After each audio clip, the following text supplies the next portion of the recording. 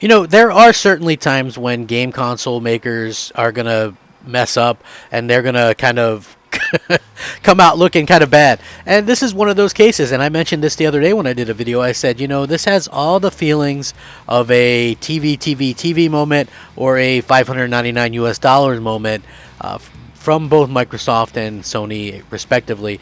No company is perfect. I mean, Nintendo even did the Wii U. So, obviously there's times when these companies are thinking a little bit too outside the box for their consumers, and we see things like this happen all the time. Now, for IGN to flat out roast the PlayStation and really kind of roast the PlayStation fans took me a little bit by surprise. It's not something that you see too often, but it is very interesting to see the way that people are kind of reacting to this. And I gotta say, even though I enjoy PlayStation, love Xbox, I thought that this tweet was pretty accurate and it was pretty funny. Sometimes you just gotta take something and just go, wow, man, they really got me there. And I feel like this is one of those times. But I do want to get into this though. So hey, listen, this isn't a knock on PlayStation per se. I think PlayStation does what it should do. PlayStation 5 is a good console, and Sony makes some great exclusives. With that being said, Destin Legary from IGN said this on Twitter. I wish Microsoft charged me $10 more to play on Xbox Series X, put 2-hour demos exclusively behind a paywall, and made the Xbox 360 library streaming only. That would be amazing and super pro-consumer. Now, obviously, he's being facetious and kind of just being tongue-in-cheek here, which is pretty clear as far as I could tell. But the funny thing is the reason why he's doing this is because you had so many PlayStation fans sort of backing up what Sony was doing, saying that what Sony was doing is like some great idea, and I feel like it's not exactly the best idea, in my opinion, with what he's doing, what Sony's doing. Because think about this for a second.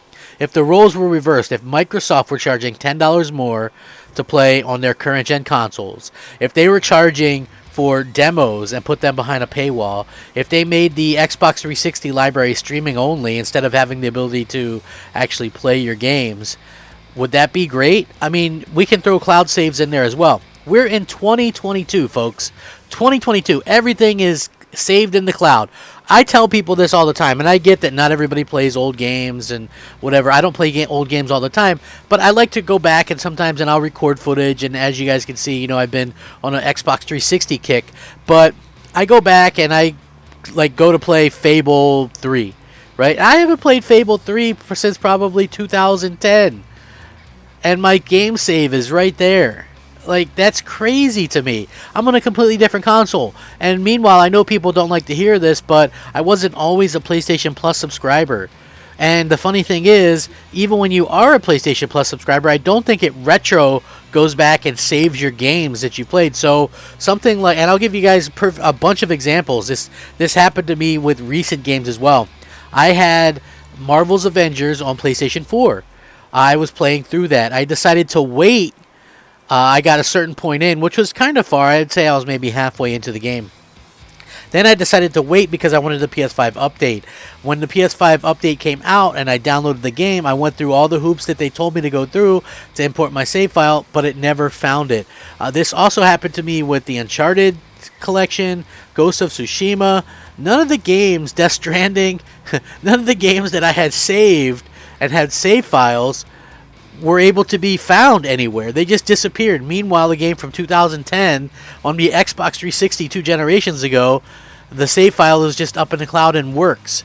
Isn't that crazy?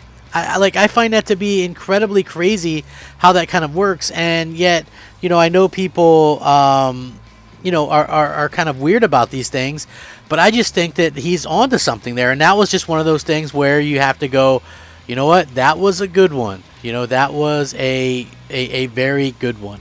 And as far as I could tell, there's a lot of things going on right now that are not looking good on Sony's part, right? So Forbes even did an article about mandatory PlayStation Plus demos, and they don't sound ideal to anyone.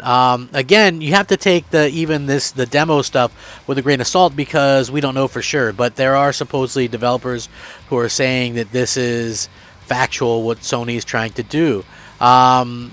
Basically, There's some evidence that game demos actually decrease sales by potentially as much as half, and you could say that's because consumers may avoid buying games they don't actually end up liking, but it's certainly news that developers are not going to want to hear.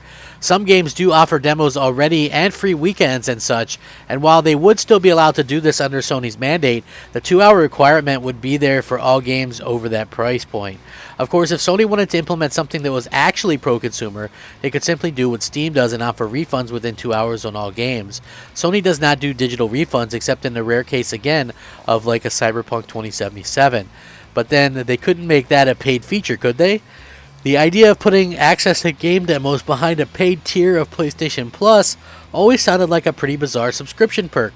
But if Sony's doing this as a mandate for all major developers, this does not feel like a good idea for any party involved here, and they've reached out to Sony and maybe they'll get an update. But the thing is, Sony is in such a good place because they've really battled back. Like, listen, they're shooting themselves in the foot right now, right? Like, that's just, isn't that obvious that they're kind of shooting themselves in the foot?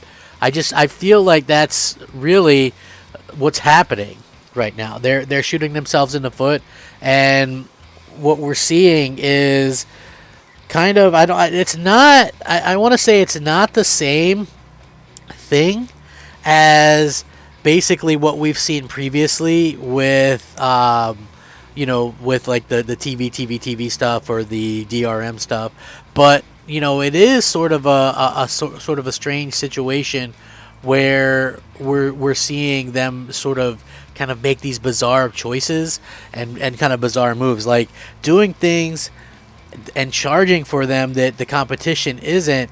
I think is going to alienate some people, and I don't think that it's going to be a super smart idea in the long run for them to be able to do that and have that sustainability, because people are already talking about this, right? Like, let's just be real. People are already talking about this, saying, you know what, this is bad news. This is really not a smart thing for everybody to kind of see that Sony kind of takes a step back. It's crazy when this happens, but at the same time, I still think that Sony can recover from this and maybe make some changes. Like when Microsoft is offering their first-party titles free day and date, those are huge deals. And then Sony counters that by offering demos. Like, demos used to be a free perk back in the Xbox 360 PS3 era. Eventually, it kind of got old hat because developers were having to actually stop what they were doing and, put a little bit more emphasis on actually cutting up a demo. But as I mentioned in a video the other day, it doesn't make sense to do this, because if you're a smaller developer, like say one that did Kena Bridge of Spirits, what are you going to do? I mean, you've got a small team. Are you going to be able to get a demo out for your game? There's rumors going that maybe they don't have to do anything, that Sony can do it for them. In that case, I guess it's cool, but still putting them behind a paywall seems a little bit weird to me. I don't know. It's crazy. It just does seem a little bit crazy. But with that being said, what do you guys think? I'm curious to hear the different thoughts and opinions on this, because obviously it's a very polarizing topic, and I think gamers are going to be a little bit torn. I think that I just think that it's something that clearly requires a little bit more thought, and we also need to know the facts 100%, I guess, but it is kind of fun to speculate what's going on. With that being said, I'm Crap Gamer. This is Crap Gamer Reviews, your home of gaming news, opinions, reviews, and much more. And if you do watch my videos, please leave a like on the video, as it helps the video to be seen and the channel to grow. Thank you all so much for spending some time watching my video. Rack 'em up, fact 'em up, Crap Gamer 'em up, Crap Gamer out.